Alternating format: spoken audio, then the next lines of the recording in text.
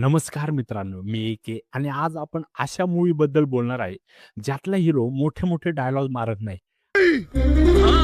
आणि त्यातला विलनही बंदूक उचलत नाही. मैं नहीं मानता। आज आपण पाहणार आहोत ब्लॅकमेल या मूव्हीबद्दल.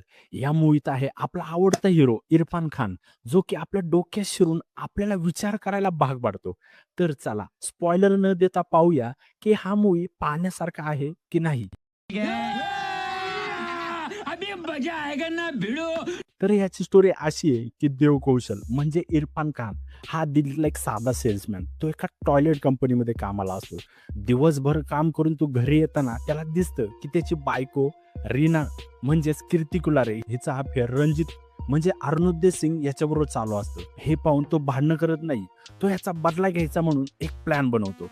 तो रणजितला ब्लॅकमेल करतो. तो त्याला फोन करून बोलतो, की तू मला पैसे दे, नाहीतर मी तुझं अफेअर सगळ्यांना सांगेल. तो पहिला राऊंड जिंकतो आणि त्याला पैसे मिळतात. नंतर खेळ पसरतो. डॉल्बीकडून म्हणजेच दिव्या दत्ताकडून पैसा, रीनाकडून रणजितला, रणजितकडून देवला, असं फुल सर्कल चालू होतं. नंतर हत्या होतात, पोलीस येतात आणि नंतर सगळे संशयात येतात. तसा हा मूव्ही सिरियस विषयावर आहे, पण त्याला ट्रीटमेंट कॉमेडीची दिलेली आहे. ह्या मूव्हीतला ब्लॅकमेल सीन पाहताना आपल्याला हसू येतं. हीच या मूव्हीची स्ट्रेंथ आहे. तर कॅरेक्टर बद्दल बोलायचं झालं तर मला वाटतं इरफान खानचा हा कॉमेडीमध्ये बेस्ट परफॉर्मन्स आहे.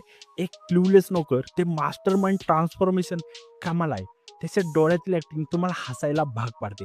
त्याचे डायलॉग जसे पाणी बंद करा हे मीमवरती आहे. मला वाटतं इरफान खान शिवाय हा मूवी अशक्य आहे. ह्यात कीर्ती कुलारीने बोल्ड रीनाचे कॅरेक्टर प्ले केले. ह्यात तिचं अफेअर पाहताना रिअल वाटतं. अर्नुद्दे सिंग ह्यात गुस्सेवाला रणजित विलन म्हणून इंटेन्स वाटतो. ह्यात दिव्या दत्ताचा रोल थोडा आहे, पण तो स्टोरीला मोठा ट्विस्ट देतो. या मूवीचं डायरेक्शन दिल्ली बेल्ली फेम अभिनय दिओने केले. त्याचं डायरेक्शन ट्विस्टफुल आहे. त्याने त्यात टॉयलेट ह्युमरचा टच दिलाय. बीजीएम इंटेन्स आणि डायलॉग शार्प्स आहे.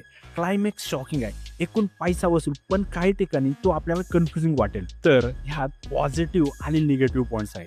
पॉझिटिव्ह पॉईंट्स बद्दल बोलायचं झालं तर या मूवीची स्टोरी अनप्रिडिक्टेबल आणि ट्विस्टने भरलेली आहे. यात इरफान खानची ऍक्टिंगचा मास्टर क्लास तुम्हाला पाहायला मिळेल. ह्या मूवीत कॉमेडी आणि थ्रिलन्स बॅलन्समध्ये आहे.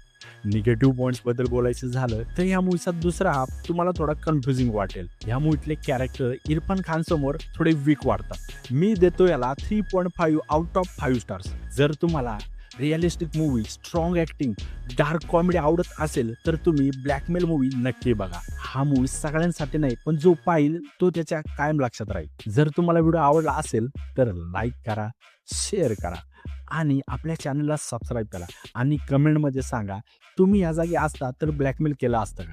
तर पुन्हा भेटूया. धन्यवाद.